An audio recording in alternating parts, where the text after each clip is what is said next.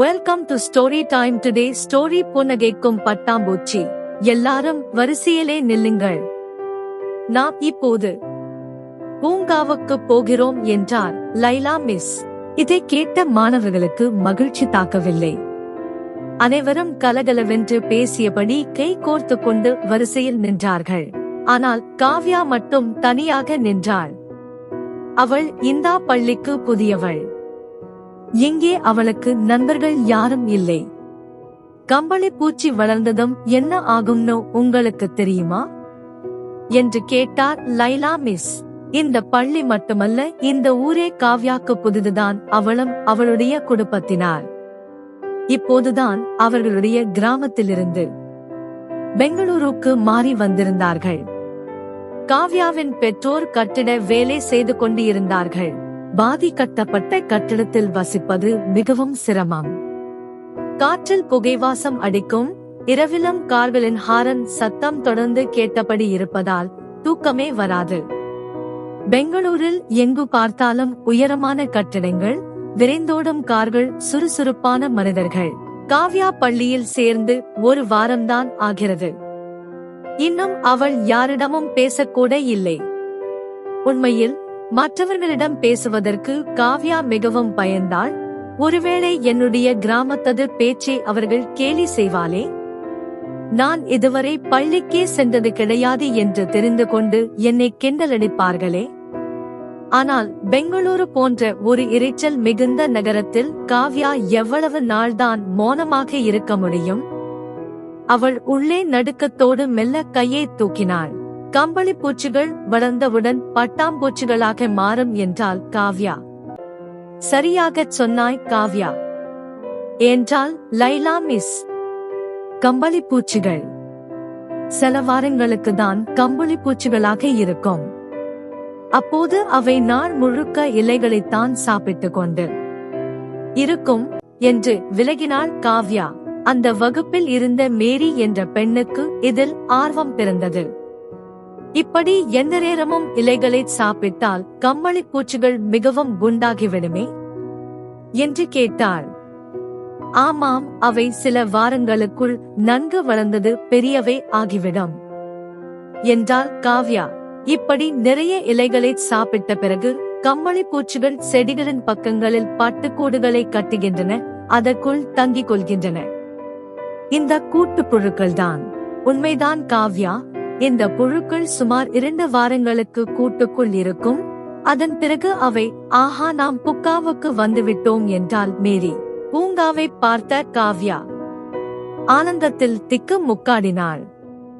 காரணம், அங்கே எங்கு பார்த்தாலும் பட்டாம்பூச்சிகள். நதியின் நிறத்தில் நீல பட்டாம்பூச்சிகள், சூரியனின் நிறத்தில் மஞ்சள் பட்டாம்பூச்சிகள், பழுத்த பப்பாளி பழம் போல ஆரஞ்சு பட்டாம்பூச்சிகள், வானத்தையும் நட்சத்திரங்களையும் நினைவுபடுத்தும் கருப்பு வெள்ளை பட்டாம்பூச்சிகள். இந்த நிறங்களை எல்லாம் காவ்யா அவளுடைய கிராமத்தில்தான் பார்த்திருக்கிறாள். இப்போது அவற்றை மீண்டும் கண்டதால் அவளுடைய உள்ளம் படபடத்தது. உங்களுக்கு தெரியுமா, இந்த பட்டாம்பூச்சி எல்லாம் ஆயிரக்கணக்கான கிலோமீட்டர் தொலைவில் இருந்து இங்கே வந்துருகின்றன. ஒவ்வொரு வருடமும் இவை இவ்வளவு தூரம் பயணம் செய்து இங்கே வருவது ஏன் தெரியுமா? அவற்றுக்கு அதிக உணவு தேவை, நல்லவிதமான காலநிலை தேவை, முட்டையிடுவதற்கு ஏற்ற பாதுகாப்பான இடங்கள் தேவை. அதற்காகத்தான் இவை எப்படி இடம் மாறி வருகின்றன. இதைதான் நாம் இடம்பெயர்ப்பு என்று அழைக்கின்றோம் என்றார் லைலா மிஸ். இவ்வளவு தூரம் பறந்து வந்தால் இந்த பட்டாம்பூச்சிகள் கரைத்து விடாதே?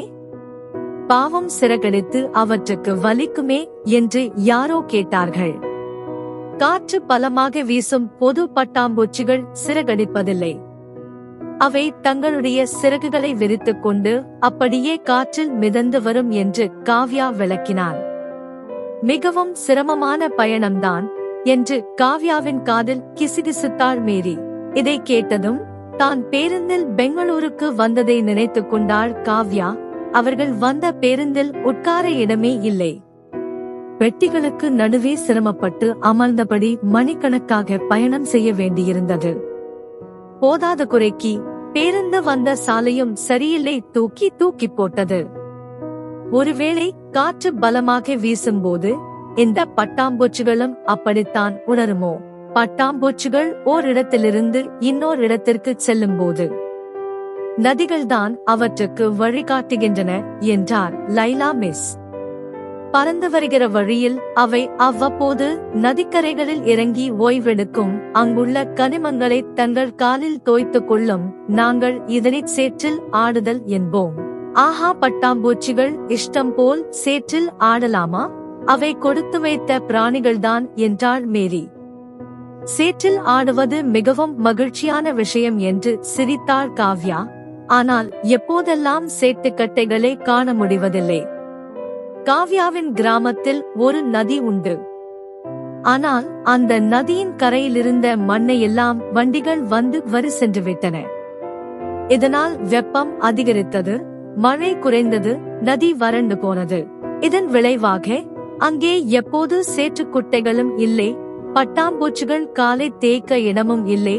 காவ்யாவின் குடும்பம் விவசாயத்தில் ஈடுபட்டு வந்தது. ஆனால் தண்ணீர் இல்லாததால் அவர்கள் தொடர்ந்து பயிர் செய்ய இயலவில்லை. அதனால்தான் அவர்கள் பெங்களூருக்கு குடிபெயர்ந்து விட்டார்கள். காவ்யா, உனக்கு பட்டாம்பூச்சிகளை பற்றி நிறைய விஷயங்கள் தெரிந்திருக்கின்றதே என்றாள் லைலா மிஸ். உண்மைதான் மிஸ், எனக்கு பட்டாம்பூச்சிகளை மிகவும் பிடிக்கும் என்றாள் காவ்யா. உனக்கு ஏன் பட்டாம்பூச்சிகளை பிடிக்கும்? ஆவலுடன் கேட்டாள் மேரி. இதற்கு ஒரு வரியில் எப்படி பதில் செல்வது என்று யோசித்தாள் காவ்யா. இந்த சின்னஞ்சிறிய பட்டாம்பூச்சிகளில் எத்தனை சிறப்புகள்! புள்ளி வைத்த தோற்றம், வரிவரியாக தோற்றம், நீளமான மூக்கால் பூவில் தேன் குடிக்கும், அழகு மகரந்தத்தை பரப்பி மலர்களை வரச் செய்வது எல்லாமே சிறப்புதான். பட்டாம்பூச்சிகள் தொலைதூரத்திலிருந்து வந்தாலும் அப்படி வந்த இடத்தில் புதிய நண்பர்களை உருவாக்கிக் கொள்கின்றன என்றபடி மேரியின் கையை பற்றினாள் காவ்யா. அவை சிறிய பூச்சிகள்தான், ஆனால் மிகவும் தைரியமானவை. உன்னை போலதான் காவ்யா என்றாள் லைலா மிஸ். காவ்யா புன்னகைத்தல். அந்த புன்னகை ஒரு பட்டை பூச்சியின் சிறகுகளைப் போல பறந்து விரிந்திருந்தது. Thanks for watching more videos. Subscribe my channel.